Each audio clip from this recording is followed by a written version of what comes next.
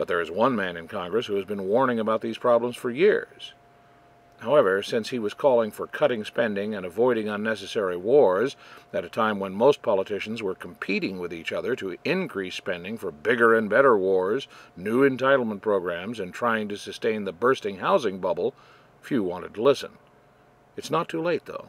See for yourself just what quality of man Dr. Paul really is.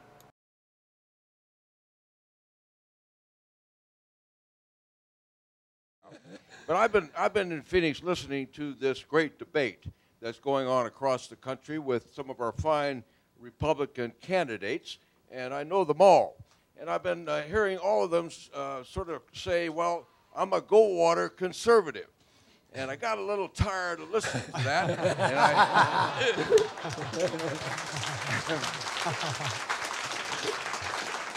I just had to come here and set the record straight. I've known Ron Paul now for many years. We served together in the House of Representatives. And if anyone is a spokesman for the Goldwater conservatism, it's Ron Paul.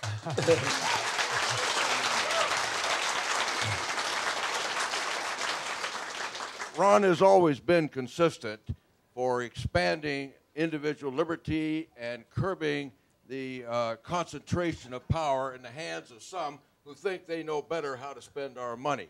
And so I think his message is important this year in the dialogue, in the discussion, and because it offers a contrast to what we're hearing from other candidates.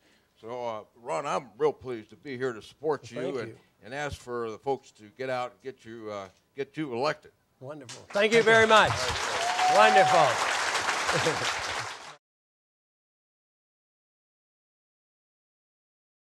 I'm Dr. Chuck Baldwin. I'm the senior pastor of Crossroad Baptist Church in Pensacola, Florida. I'm a syndicated columnist. I'm also a radio talk show host and broadcaster. And I'm the husband of one, the father of three, the grandfather of six. Ron Paul stands for the Constitution of the United States. He stands for liberty and freedom. And if there was ever a time in our history since its beginning that we needed the message of constitutional government and liberty, it is today. It is constitutional government that will solve most of the problems socially, politically, culturally, financially that we're dealing with. The issues that the ministers are concerned about can be taken care of if we will return to the Constitution. Ron Paul is the only candidate that has a grasp of constitutional government, and that is the best thing politically that we can do for this country, is restore constitutional government. Ron Paul's approach to the war in Iraq is not only constitutional, it's Christian in its orientation. Before President Bush's interventionist policies, it has always been the Christian conservative tradition that we only attack nations purely for reasons of self-defense. There is a just war theory that the Christians have accepted since the days of Augustine. And this interventionist policy, preemptive war, this is not in concert with what Christians, and especially Christian conservatives, have embraced throughout the years. His policy of non-interventionism, of not being entangled in foreign alliances, that preemptive war is not only in line philosophically with our American history, it's also in line philosophically with our Christian history. His bill that again in 2001, he introduced the Mark and Reprisal Bill, which is the constitutional way to handle forces like Al-Qaeda. If the government would have followed his advice in 2001, there's no doubt in my mind Osama bin Laden would be dead. Most of the Al-Qaeda operatives would be dead or in disarray. We would not be bogged down in a war, in a civil war in Iraq with 4,000 of our brave troops dead and over $1 trillion spent and no end in sight. If we would have simply done it Ron Paul's way and followed the Constitution, we could have taken out the threat without defying the Constitution, without defying the traditions of Christianity and Republican government. Again, a proper understanding of constitutional government and how to implement it in practical day-to-day terms is the answer. And Ron Paul knows this and is able to do it. And it's refreshing to see the younger generation embracing the message. I think, frankly, that not only is Ron Paul getting the support of young people, but it's very interesting he's also getting the support of military personnel. I mean, here's a man who is the only man on the Republican ticket who opposed the war in Iraq and still does. And yet he has received, as I understand it, more monetary support from members of the armed forces than any other candidate of both parties. So that shows you that even the military personnel understand his message and understand the importance of it in terms of international relations. So I think it's exciting to see that there are other groups of people from various quarters of society that are attracted to the message. And why not? The message of liberty, freedom, independence, constitutional government. It's the message of 1776. It's the message of Washington, Jefferson, Patrick Henry, and it's the message today. I've looked at the candidates, both parties, and I firmly believe that Ron Paul would be the best candidate for President of the United States in 2008. I think 2008 is a critical year with the emerging NAU and the SPP and the NAFTA superhighway. Of course, all the things that's going on internationally. I think Ron Paul's leadership, based upon his understanding of the Constitution, he's a Christian man. He has a devout family, his wife of over 50 years, wonderful family, impeccable Christian testimony. He loves God. He understands the Constitution. And I believe that's the kind of leader that America needs today. We've been listening to pro-life rhetoric, for example, for many decades, but there's been no substance. It's all been rhetoric.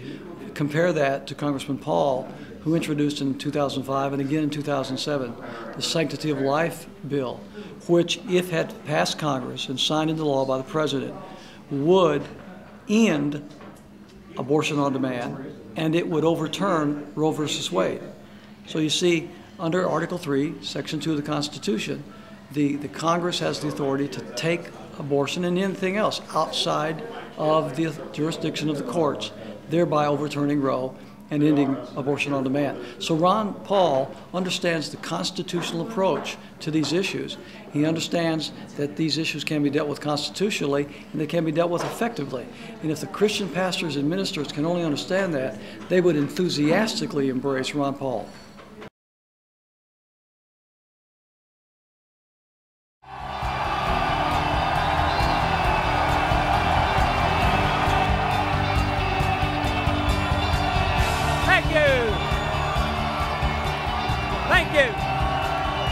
Thank you. Hey.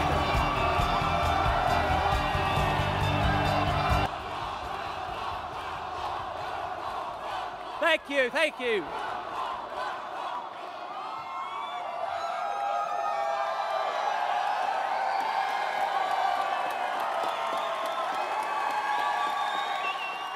Thank you, thank you, thank you. What a delight, and thank you for that very healthy, energetic welcoming. Thank you, thank you. Our campaign is all about freedom, prosperity, and peace.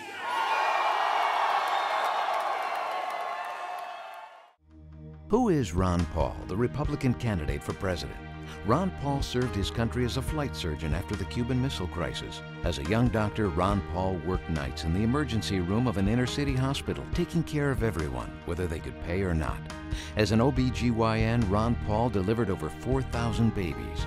Dr. Ron Paul knows our healthcare system needs real change, where patients and doctors are in charge, not big corporations or government bureaucrats. As a congressman for almost 2 decades, Ron Paul knows our Constitution is there to protect our freedom and limit government. He has never voted for a tax increase or an unbalanced budget. His record clearly shows he will cut taxes and stop runaway spending.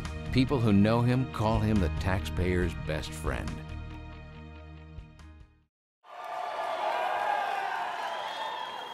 But the one thing we have to remember is you cannot have freedom without life.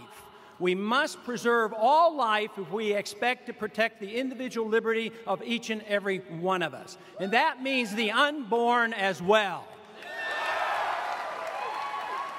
Let me assure you, as an OB doctor and as one that has studied history and economic policy and politics for a long time, I can assure you that life begins at conception.